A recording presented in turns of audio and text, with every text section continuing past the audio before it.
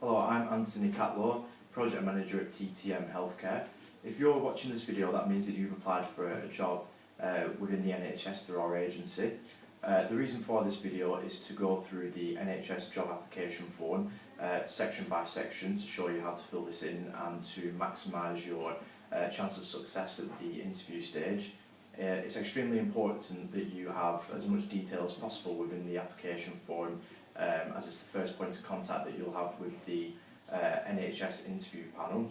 So I'll go through the application form section by section and show you exactly what you need to fill in and how you need to fill that in.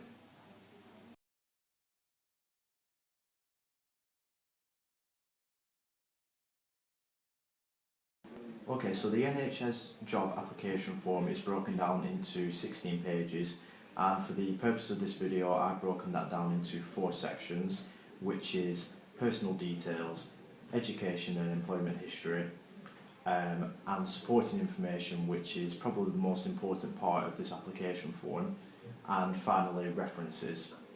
So, to start with personal details, at the very top of the form you'll find a job reference number. This will always be TTM Healthcare, and underneath that will be job title, which will always be Band 5 Nurse. And then underneath this you will find department, which you can leave blank for now as you don't have a specific department that you will be deployed to within the NHS just yet. So, next part is the actual personal details. Family name, just for any confusion, that is your surname, the name that you have, which is your family name. First names, which includes any middle names. Name in which registered with a professional body. So this is the body, the nursing body, which you are covered under within your country at the moment. If you're not currently working under a nursing body, then you can leave this blank. Title, Mr, Mrs, Ms, Doctor, etc. UK National Insurance number. If you haven't already worked in the UK, then you won't have this number, so you can leave this blank. Address, that includes your full address, postcode or zip code within your area. Country, which is Spain, Italy, Bulgaria, etc. Home telephone number, if you have a landline number at your home address. Mobile telephone number, this needs to be filled in as this will be the way that you will be contacted through the NHS. Work telephone number, you can leave this blank if you don't feel like you can leave a work telephone number. May we contact you at work? If you do fill in your work telephone number, you can have yes or no, whichever is convenient for yourself. Email address, again very important, we do need an email address if you're applying for a job within the NHS. So, the next section. Are you a United Kingdom, European Community or European Economic Area EEA national? This will always be ticked yes. The next section, if no, please select the category that relates to your current immigration status. As you will be within the EU, then you can leave this blank. The next section is a visa section, and again you can leave this blank. Visa restrictions, you can leave this blank. Do you currently work within the NHS? For the most part this would be no, but if you do work in the NHS then obviously you can tick yes. And do you have a disability? Again, yes or no. If you feel like you have disability that needs to be mentioned in the application form, then tick yes. And then if yes, you need to provide details of what disability that you actually have at the moment, so that the NHS can make reasonable adjustments for you at interview stage. And then again, if you have disability, do you wish to be considered in the guaranteed interview scheme? This means that you'll be guaranteed an interview at interview stage, obviously. So if you do have a disability, again, you can tick yes or no. If you need any more information about this, then please contact your agency or TTM Healthcare. The next section, monitoring information. This is information about yourself, where you come from, your ethnicity, sexual orientation. So again, date of birth, this needs to be filled in. Male, female, or you don't want to disclose this. You don't have to disclose any of this information if you don't like. And then under the Equality Act, which ethnic group do you belong to? Again, there is a I do not wish to disclose this section. That is absolutely fine if you don't want to disclose that. Again, please select your sexual orientation. which is lesbian, gay, bisexual, or again, you don't have to disclose this information. If you have any religious beliefs, you can tick this as well, and once again, I do not wish to disclose this information. This won't affect your application form whatsoever if you don't want to include this information. And again, do you consider yourself to have a disability? If this is a medical disability, then yes, no, or again, I don't want to disclose this. And then there's a section underneath which just outlines what kind of disability that you may suffer from. So again, you can tick this, or you can leave that blank if you don't want to disclose that. The next section is the Rehabilitation of Offenders Act 1974. So this is to look at if you have any criminal convictions within the past. However, this section does need to be filled out. That is a requirement, and there is no, you have to disclose the information.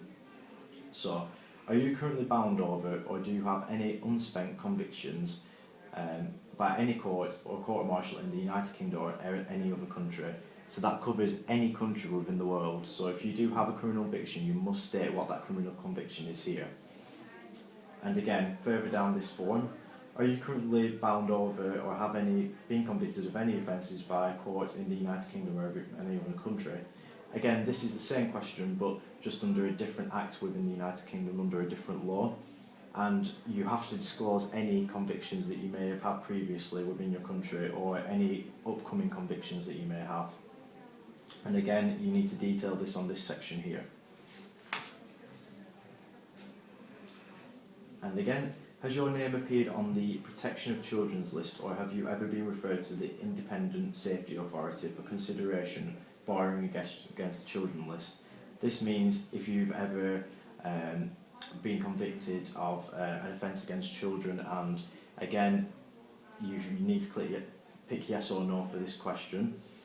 And again, underneath, that's the protection of vulnerable adults. So that's the same question, but again, for vulnerable adults, and you need to click yes or no. That doesn't matter which country you're in. This relates to the whole world of countries. So you need to say yes or no.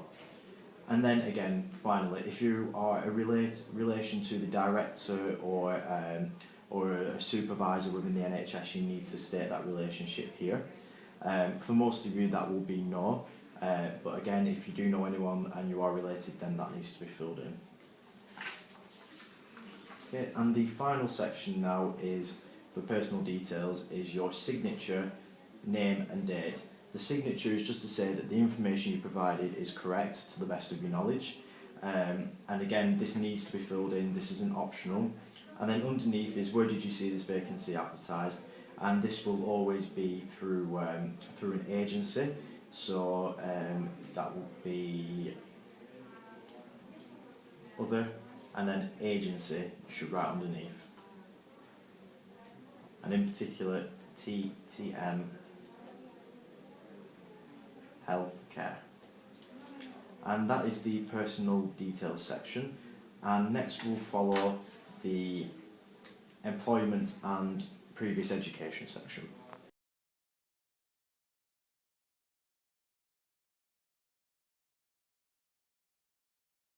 Okay, so you should now be on page 8 of 16 of the application form, and this section now is the previous education and employment history. Again, you'll see at the top of the page the job reference number again, like you saw on the first page of the personal details. And once again, the job reference number is TTM Healthcare, that will always be TTM Healthcare. The job title is Band 5 Nurse, and again, you leave department blank because you haven't been assigned to a department within the NHS just yet. So the first question is asking you for your previous professional qualifications. So the only qualification that you should be adding to this section is your nursing degree.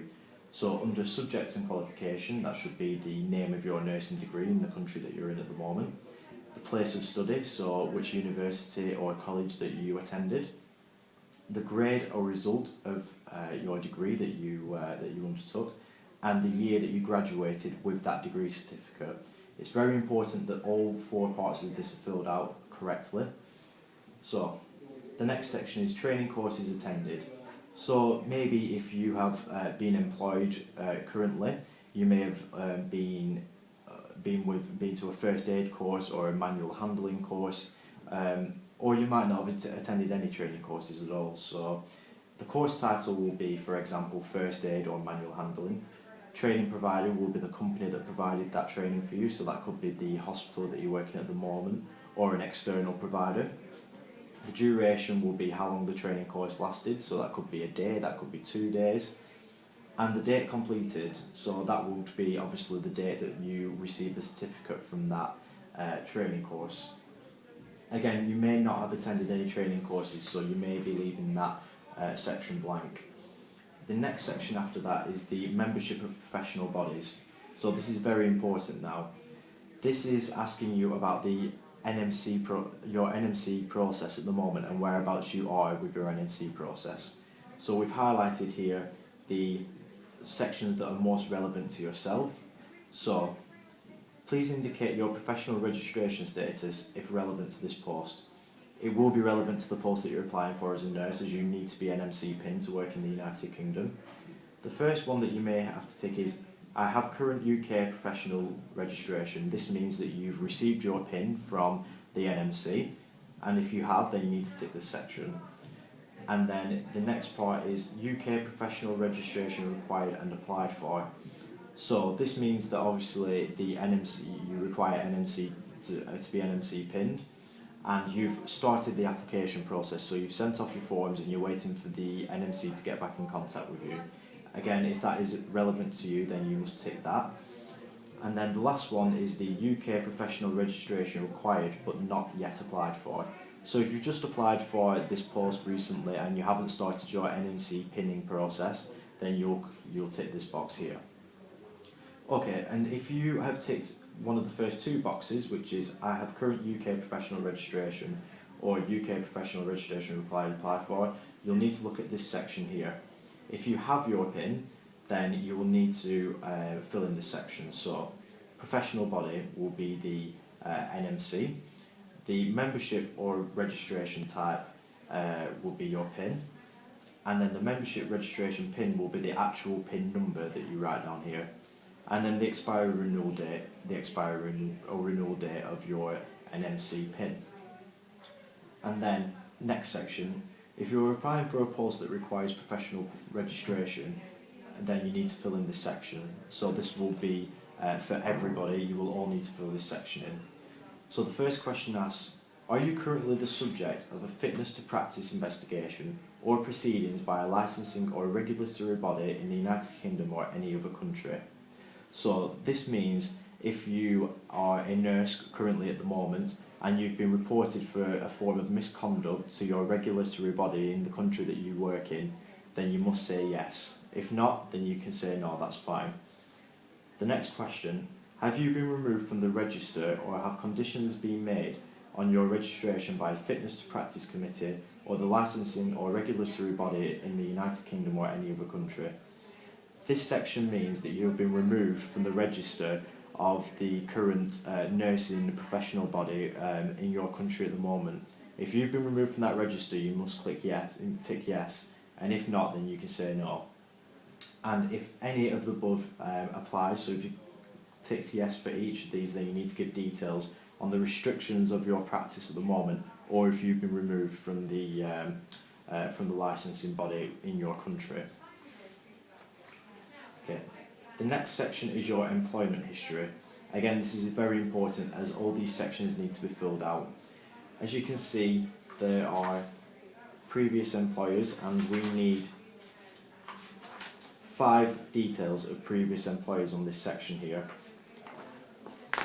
So, firstly, if you have just finished studying at the moment, then in these sections here you will write down your clinical placement. So your employer's name, so that will be your the clinical placement that you attended, the hospital that you attended, the address, type of business, which will obviously be medical, telephone number for that placement, job title, so whichever department you worked in, obviously you will have been on a clinical placement, but whatever title that you may have held there, start date of that placement, end date of that placement, the grade or salary which won't be applicable, and reporting to the job title, so that will be who you were reporting to at the time, which will maybe be a senior nurse perhaps. And then Reason for leaving, you can leave blank if that is a clinical placement. The most important part of this section is the description of your duties and responsibilities. So think back to that placement and think back to your day-to-day job, what you did, who you were responsible for, who you were responsible to, and fill out this information. And what role did you play within that hospital? Again, that's if you've recently graduated from university. If not, then we'll require actual employment history in this section and actual employment history in these sections. And if you only have maybe one or two previous employers, then you will fill in the rest of the sections with clinical placements. So for example, you may have a hospital here that you've worked with, a hospital here, but they're the only two hospitals that you will have worked for. So these sections will then go to be placed to clinical placements, and you will fill clinical placements out within the rest of these sections. And again, very similar to what I've just explained there. So that would be the employer's name, the hospital that you worked at, the address, type of business, which would be medical, telephone number of the hospital that you worked for, your job title. So if you weren't on a clinical placement and you were employed, that would be a nurse, and within what speciality that you worked in, or if you were a general nurse, start date of that employment and the end date of that employment, and the grade that you're on. So that this may be the grade in your current country at the moment, or a salary would also be required there. Reporting to, that will be who your supervisor was, who your senior was, and the notice. If you're currently still working there at the moment, then that's the notice period you need to give. That means how much time do you need to work there before you can leave, before you hand in your notice. And then again, reason for leaving. If you are leaving that post, you need to tell us why you're leaving that post.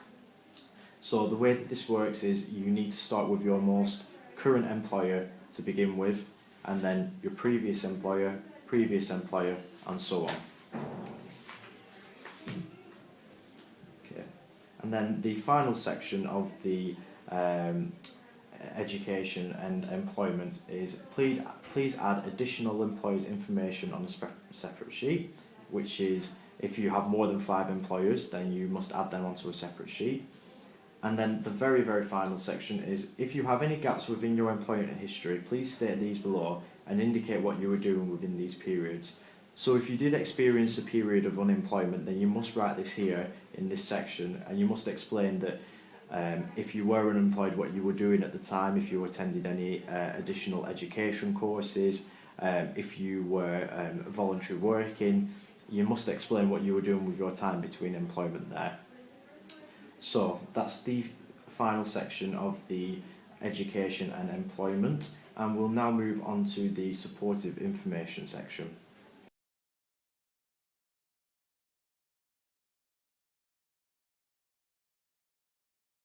Okay, so you should now be on page 14 of 16 on the application form now, and this section is the supporting information. So as I previously mentioned, this section is the most important section of your NHS job application form.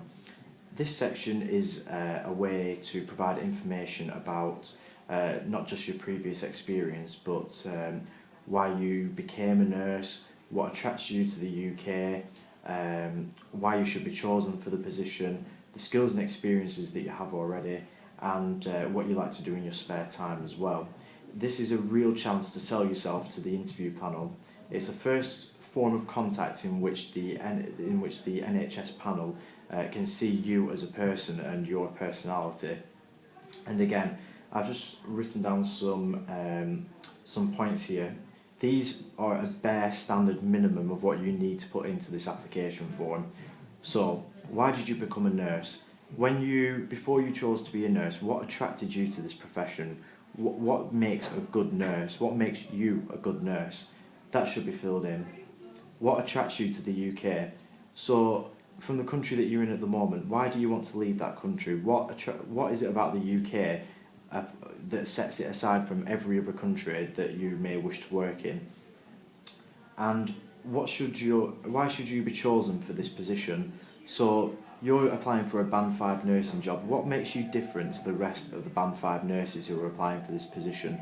you can mention here what skills and experiences you can bring to the NHS, that you may have gained through a clinical placement or through previous employment. And finally, what you like to do with your spare time. This is to sell yourself as a person. Do you like to go to the theatre? Do you like to go to the cinema? Do you play any sports? That would really sell you as a person to the NHS, and it shows that you have a personality to work within these particular trusts. Again, as a bare minimum, this box needs to be filled out with all this information and any other information you feel would be appropriate to put in here. If you run out of space in this box, then you can always write on a piece of paper and attach that to this form as well. That's not a problem. Again, just before we finish off on this section, I can't explain how important this section is, that it needs to be filled in correctly and it needs to be filled in with as much detail as possible. Just underneath here as well, additional personal information. This will be your preferred employment type, and again, this should always be ticked full-time. And then next we'll go on to the references section, and this is the final section of the NHS job application form now.